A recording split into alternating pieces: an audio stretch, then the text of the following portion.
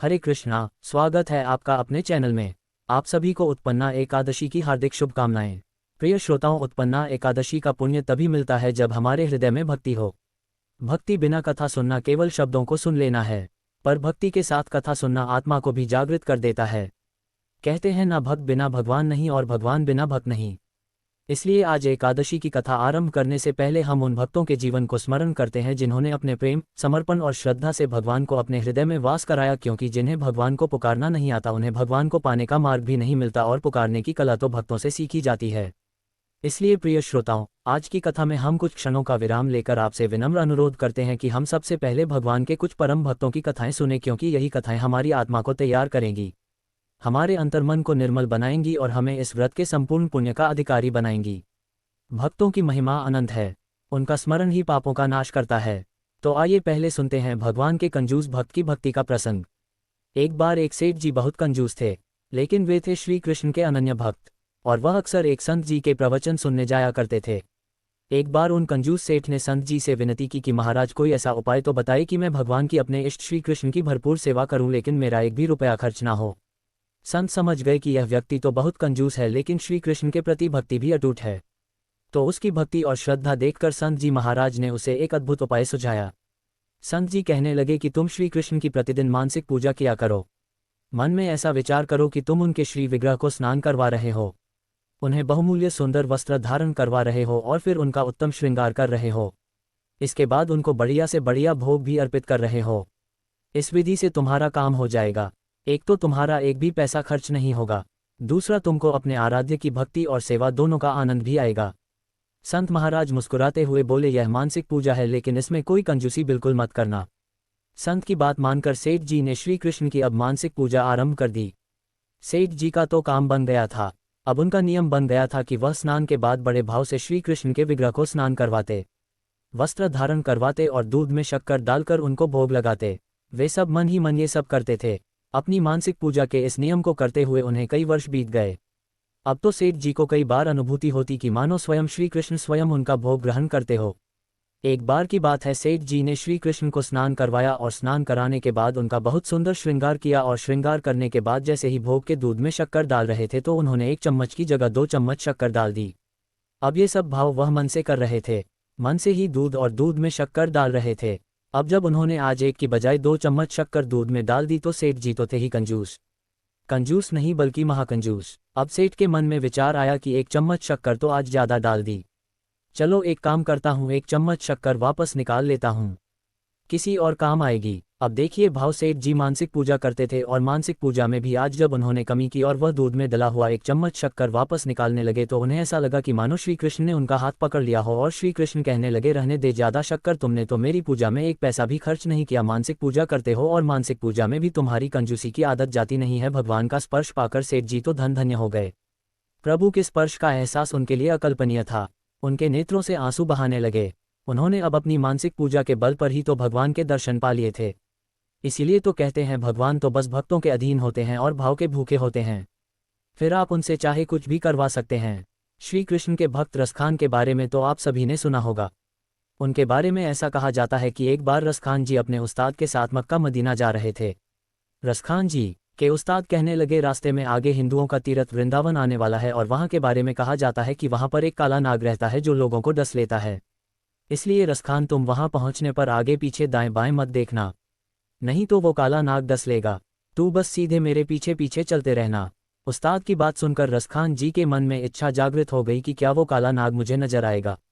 अब जैसे ही वृंदावन पहुंचे, उस्ताद ने एक बार फिर से चेताया कि रसखान, इधर उधर कहीं नहीं देखना, सीधे मेरे पीछे पीछे आना, और रसखान जहां पर रहना ध्यान से रहना, ध्यान रखना यहाँ पर काला नाग रहता है। इधर लीलाधारी श्री कृष्ण की लीला शुरू हो गई। रसखान जी तो थे ही भक्त। रसखान जी को कभी दाएं से तो कभी बाएं से बांसुरी की मधुर धुन सुनाई देने लगी। अभी बांसुरी की धुन से ही वशीभूत हो रहे थे कि इतने में पायल की छन छन झनकार भी सुनाई देने लगी। उस्ताद ने तो कह रखा था कि दाएं बाएं आगे पीछे कहीं मत देखना, नहीं तो काला नाग नजर आएगा। अब दाएं बाएं तो छोड़ो, रसखान जी तो चारों ओर घूम घूम कर देखने लगे, कोई दिखाई ही नहीं दे रहा था। जैसे ही यमुना जी के किनारे पहुंचे, श्री कृष्ण के साथ साथ राधा रानी की मधुर छवि देखकर वे भाव विभोर हो गए। अपने शरीर की सुध बुध खो बैठे। उस परम मनोहर छवि को देखकर वे बोरा गए थे। दर्शन देकर युगल जोड़ी तो अंतर्ध्य हो गई। लेकिन अब रसखान जी की हालत बुरी हो गई। वे जगह जगह उन्हें ढूंढते फिर रहे थे। उधर उस्ताद जी को जब थोड़ी दूर जाकर ध्यान आया कि रसखान तो पीछे रह गया। जब वे वापस वहां लौटे तो रसखान जी की हालत देखकर समझ गए कि इसे काले नाग ने डस लिया है। अब जब रसखान जी को इधर चेतना आई तो वहीं प्यारी युगल जोड़ी को चारों ओर ढूंढने लगे और सबसे पूछने लगे कि वो सांवला सलोना अपनी बेगम के साथ कहाँ रहता है। किसी भक्त ने उनको श्री कृष्ण के मंदिर का पता बता दिया, लेकिन दूसरे धर्म के होने के कारण उनको मंदिर में प्रवेश नहीं मिला, तो वह भूखे प्यासे 3 दिन तक मंदिर के बाहर ही पड़े रहे। कहते हैं कि तीसरे दिन स्वयं श्री कृष्ण दूध और भात का कटोरा लेकर उन्हें खिलाने आए थे। सुबह लोगों ने जब बिहारी जी के चांदी का कटोरा रसखान जी के पास देखा और उनके मुंह पर दूध भात लगा देखा तो रसखान जी के चरण रज को माथे से लगाने लगे। रसखान जी ने श्री कृष्ण की भक्ति में बहुत सारे पद लिखे हैं। उनका श्री कृष्ण के भक्त कवियों में विशेष स्थान है। रसखान जी ने कहा है, मानुष हो तो वही रसखान बसो मिली गोकुल गांव के गारन, जो पशु हो तो कहा बस मेरो चरो नित्यानंद की धेनु मझारन, पाहन हो तो वही गिरी को जो धरियो कर छत्र पुरंदर धारण, जो खग हो तो बसेरो करो मिली कालिंदी कूल कदम की डारन। ये थी आज की कथाएं। सभी प्रेम से बोलिए भक्त कंजूस सेठ की जय जय, भक्त रसखान कवि की जय। उत्पत्ति अर्थात उत्पन्ना एकादशी का व्रत हेमंत ऋतु में मार्गशीर्ष मास के कृष्ण पक्ष की एकादशी को करना चाहिए। और इस पावन व्रत की कथा इस प्रकार है। एक बार युधिष्ठिर महाराज ने भगवान श्री कृष्ण से पूछा है, भगवान पूर्णिमा एकादशी तिथि कैसे उत्पन्न हुई, इस संसार में ये क्यों पवित्र मानी गई तथा देवताओं को कैसे प्रिय हुई। तब श्री भगवान बोले, कुंती नंदन, प्राचीन समय की बात है। सतयुग में मुर्द नामक एक दानव रहता था। वह बड़ा ही अद्भुत, अत्यंत रौद्र और संपूर्ण देवताओं के लिए भयंकर था। उस काल रूपी दुरात्मा महाअसुर ने देवराज इंद्र को भी जीत लिया था। संपूर्ण देवता उससे परास्त होकर स्वर्ग से निकाले जा चुके थे और शंकित तथा भयभीत होकर पृथ्वी पर विचरा करते थे। एक दिन सभी देवता महादेव जी के पास गए। वहां इंद्र ने भगवान शिव के आगे सारा हाल कह सुनाया। तब देवराज इंद्र बोले, हे महेश्वर, ये देवता स्वर्ग लोक से निकाले जाने के बाद पृथ्वी पर विचर रहे हैं। मनुष्यों के बीच रहना इन्हें शोभा नहीं देता। हे देव, कोई तो उपाय बतलाए। देवता किसका सहारा लें। तब महादेव जी ने कहा, देवराज, जहां सबको शरण देने वाले, सबकी रक्षा में तत्पर रहने वाले जगत के स्वामी भगवान गरुड़ ध्वज विराजमान है, वहां जाओ, वही तुम लोगों की रक्षा करेंगे। भगवान श्री कृष्ण कहते हैं, हे युधिष्ठिर, महादेव जी की यह बात सुनकर परम बुद्धिमान देवराज इंद्र संपूर्ण देवताओं के साथ क्षर सागर में गए, जहां भगवान गदाधर सो रहे थे। इंद्र ने हाथ जोड़कर उनकी स्तुति की। इंद्र बोले, हे देवदेवेश्वर, आपको नमस्कार है। देव, आप ही पति, आप ही मति, आप ही कर्ता और आप ही कारण हैं। आप ही सब लोगों की माता और आप ही इस जगत के पिता हैं। देवता और दानव दोनों ही आपकी वंदना करते हैं। हे पुंडरीकाक्ष, आप तो दैत्यों के शत्रु हैं। हे मधुसूदन, हम लोगों की रक्षा कीजिए। प्रभु हे जगन्नाथ, अत्यंत उग्र स्वभाव वाले महाबली मुर नामक दैत्य ने इन संपूर्ण देवताओं को जीतकर स्वर्ग से बाहर निकाल दिया है। भगवान देव देवेश्वर शरणागत वत्सल, सभी देवता भयभीत होकर इस समय आपकी शरण में आए हैं। दानवों का विनाश करने वाले कमल नयन है भक्तवत्सल देव देवेश्वर, हे जनार्दन, हमारी रक्षा कीजिए, रक्षा कीजिए। भगवान शरण में आए हुए देवताओं की सहायता कीजिए। इंद्र की बात सुनकर तब भगवान विष्णु बोले, देवराज, ये दानव कैसा है, उसका रूप और बल कैसा है, और उस दुष्ट के रहने का स्थान कहाँ है। तब देवराज इंद्र बोले, देवेश्वर, पूर्व समय में ब्रह्मा जी के वंश में तालजंक नामक एक महान असुर उत्पन्न हुआ था, जो कि अत्यंत भयंकर था। उसका पुत्र मुर्दानव के नाम से विख्यात है। वह भी अत्यंत उत्कट, महापराक्रमी और देवताओं के लिए भयंकर है। चंद्रावती नाम से प्रसिद्ध एक नगरी है, उसी में स्थान बनाकर वह रहता है। उस दैत्य ने तो समस्त देवताओं को परास्त करके उन्हें उनके ही स्वर्गलोक से बाहर कर दिया है। उसने एक दूसरे ही इंद्र को स्वर्ग के सिंहासन पर बिठा दिया है। अग्नि, चंद्रमा, सूर्य, वायु और वरुण भी उसने दूसरे ही बना लिए हैं। जनार्दन, मैं सच्ची बात बता रहा हूँ, उसने सब कोई दूसरे ही कर लिए हैं। देवताओं को तो उसने उनके प्रत्येक स्थान से ही वंचित कर दिया है। इंद्र की यह बात सुनकर भगवान जनार्दन को बड़ा क्रोध आया। उन्होंने देवताओं को साथ लेकर चंद्रावती नगरी में प्रवेश किया। भगवान गदाधर ने देखा कि दैत्यराज बारंबार गर्जना कर रहा है और उससे परास्त होकर संपूर्ण देवता दसों दिशाओं में भाग रहे हैं। अब वह दानव भगवान विष्णु को देखकर बोला, खड़ा रहे, खड़ा रहे। उसकी यह ललकार सुनकर भगवान के नेत्र क्रोध से लाल हो गए। वे बोले, अरे ओ दुराचारी दानव, मेरी इन भुजाओं को देख। ऐसा कहकर श्री विष्णु ने अपने दिव्य बाणों से सामने आए हुए दुष्ट दानवों को मारना आरंभ कर दिया। दानव भय से विवल हो उठे। पांडुनंदन, इसके पश्चात श्री विष्णु ने दैत्य सेना पर चक्र का प्रहार किया। उससे छिन्न होकर सैकड़ों योद्धा मौत के मुख में चले गए। इसके बाद भगवान मधुसूदन बद्रिका आश्रम को चले गए। वहां सिंहावती नाम की गुफा थी, जो 12 योजन लंबी थी। हे पांडुनंदन, उस गुफा में एक ही दरवाजा था। भगवान विष्णु उसी में जाकर सो गए और वह दानव मुर, वह तो भगवान को मार डालने के उद्योग में उनके पीछे ही लगा हुआ था, इसलिए उसने भी उसी गुफा में प्रवेश किया। वह भगवान को सोते देख उसे बड़ा हर्ष हुआ। उसने सोचा, ये दानवों को भय देने वाला देवता है, इसलिए मैं निसंदेह इसे मार डालूंगा। हे युधिष्ठिर, दानव के इस प्रकार विचार करते ही भगवान श्री विष्णु के शरीर से एक दिव्य कन्या प्रकट हुई जो बड़ी ही रूपवती, सौभाग्यशालिनी और दिव्य अस्त्र शस्त्रों से सुसज्जित थी। वह भगवान के तेज के अंश से उत्पन्न हुई थी। उसका बल और पराक्रम महान था। हे युधिष्ठिर, दानवराज मूर्ध ने उस कन्या को देखा। कन्या ने युद्ध का विचार करके दानव के साथ युद्ध के लिए याचना की और देखते ही देखते भयंकर युद्ध छिड़ गया। कन्या सभी प्रकार की युद्ध कलाओं में निपुण थी। वह मुर नामक महान असुर उसके हुंकार मात्र से ही राख का ढेर हो गया और दानव के मारे जाने पर भगवान जाग उठे। उन्होंने दानव को धरती पर इस प्रकार निष्प्राण पड़ा देखकर कन्या से पूछा, मेरा ये शत्रु तो अत्यंत उग्र और भयंकर था, किसने इसका वध किया है? तब कन्या बोली, स्वामिन, आपके ही प्रसाद से मैंने इस महादैत्य का वध कर डाला है। श्री भगवान ने कहा, कल्याणी, तुम्हारे इस कर्म से तीनों लोकों के मुनि और देवता आनंदित हुए हैं। अतः तुम्हारे मन में जैसी इच्छा हो उसके अनुसार मुझसे कोई वर मांग लो। देव दुर्लभ होने पर भी वह वर मैं तुम्हें दूंगा, इसमें तनिक भी संदेह नहीं है। वह कन्या साक्षात एकादशी ही थी। उसने कहा, प्रभु, यदि आप प्रसन्न हैं तो मैं आपकी कृपा से सब तीर्थों में प्रधान, समस्त विघ्नों का नाश करने वाली तथा सब प्रकार की सिद्धि देने वाली देवी हो जाऊं। जनार्दन, जो लोग आप में भक्ति रखते हुए मेरे दिन को उपवास करेंगे उन्हें सब प्रकार की सिद्धि प्राप्त हो। माधव, जो लोग उपवास, नक्त भोजन अथवा एक भुक्त करके मेरे व्रत का पालन करें उन्हें आप धन, धर्म और मोक्ष प्रदान कीजिए। श्री विष्णु बोले, कल्याणी, तुम जो कुछ कहती हो वह सब पूर्ण होगा। भगवान श्री कृष्ण कहते हैं, हे युधिष्ठिर, ऐसा वर पाकर महाव्रता एकादशी बहुत प्रसन्न हुई। दोनों पक्षों की एकादशी समान रूप से कल्याण करने वाली हैं। इसमें शुक्ल और कृष्ण का भेद कभी नहीं करना चाहिए। यदि उदयकाल में थोड़ी सी एकादशी, मध्य में पूरी द्वादशी और अंत में अगर थोड़ी भी त्रयोदशी हो तो वह त्रिस्पर्शा कहलाती है। वह भगवान को बहुत ही प्रिय है। यदि एक त्रिस्पर्शा एकादशी को उपवास कर लिया जाए तो 1000 एकादशी व्रतों का फल प्राप्त होता है और इसी प्रकार द्वादशी में पारण करने पर 1000 गुना फल माना गया है। अष्टमी, एकादशी, षष्ठी, तृतीया और चतुर्दशी ये तिथि पूर्व तिथि से वित हो तो उनमें व्रत नहीं करना चाहिए। परिवर्तनी तिथि से युक्त होने पर ही इनमें उपवास का विधान है।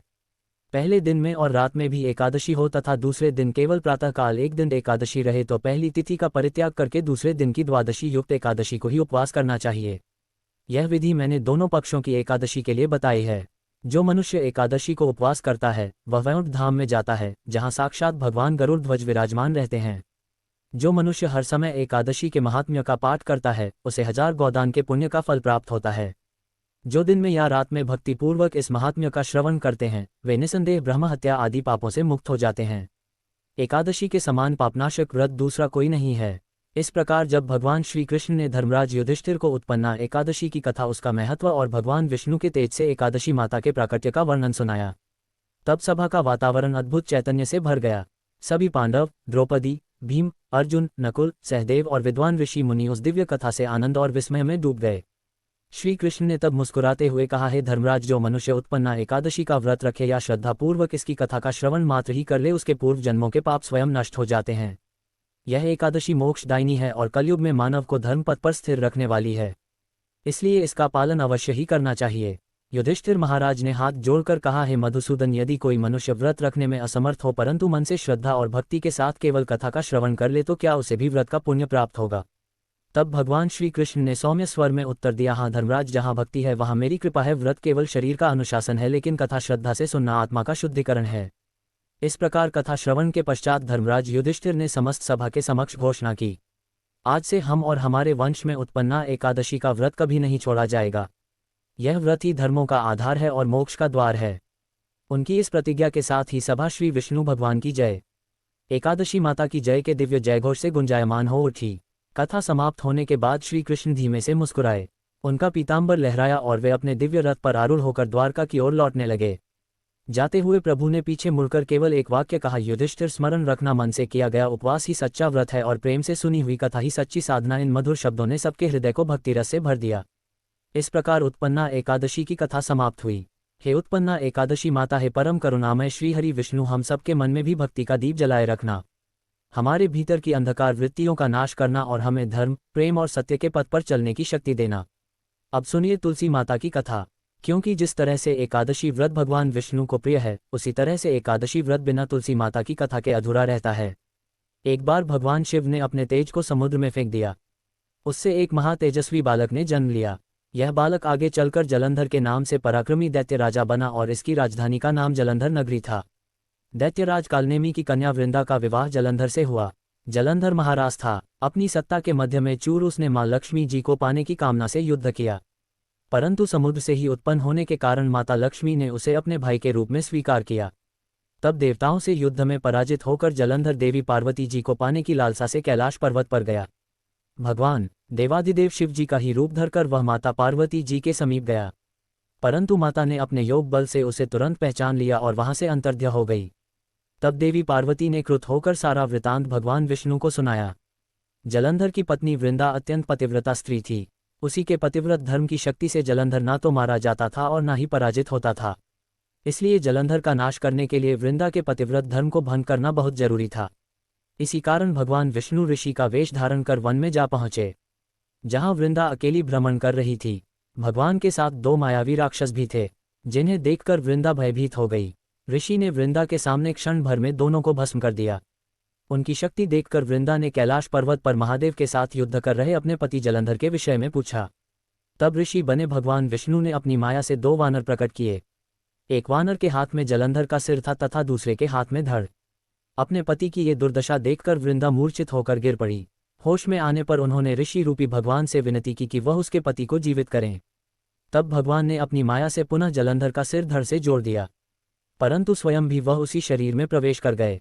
वृंदा को इस छल का जरा भी आभास नहीं हुआ और जलंधर बने भगवान के साथ वृंदा पतिव्रता का व्यवहार करने लगी, जिससे उसका सित्व भंग हो गया और सित्व भंग होते ही उधर कैलाश पर्वत पर महादेव के साथ युद्ध कर रहे जलंधर का वध हो गया। भगवान शिव ने जलंधर का वध कर दिया और इस सारी लीला का जब वृंदा को पता चला तो उसने क्रुद्ध होकर भगवान विष्णु को शिला होने का श्राप दे डाला और स्वयं सती हो गई। जहां वृंदा भस्म हुई वहां राख पर तुलसी का पौधा उग गया। तब भगवान विष्णु ने वृंदा से कहा, हे वृंदा, तुम अपने सित्व के कारण मुझे लक्ष्मी से भी अधिक प्रिय हो गई हो। अब तुम तुलसी के रूप में सदा मेरे साथ रहोगी। जो मनुष्य मेरे शालिग्राम रूप के साथ तुलसी जी का विवाह करेगा उसे इस लोक और परलोक में विपुल यश प्राप्त होगा। जिस घर में तुलसी होती है वहां यम के दूत भी असमय नहीं जा सकते। गंगा और नर्मदा जी के जल में स्नान तथा तुलसी जी का पूजन बराबर माना जाता है। चाहे मनुष्य कितना भी पापी क्यों ना हो, मृत्यु के समय जिसके प्राण मंजरी रहित तुलसी और गंगाजल मुख में रखकर निकल जाते हैं, वह पापों से मुक्त होकर बैकुंठ धाम को प्राप्त होता है। जो मनुष्य तुलसी और आंवला की छाया में अपने पितरों का श्राद्ध करता है, उसके पितर भी मोक्ष को प्राप्त हो जाते हैं और अधोगति से मुक्ति हो जाती है। सभी प्रेम से बोलिए पतित पावनी तुलसी मैया की जय। मिलते हैं जल्द एक नए वीडियो के साथ। तब तक के लिए स्वस्थ रहे, मस्त रहे और अपने माता पिता का ख्याल रखें। राधे राधे।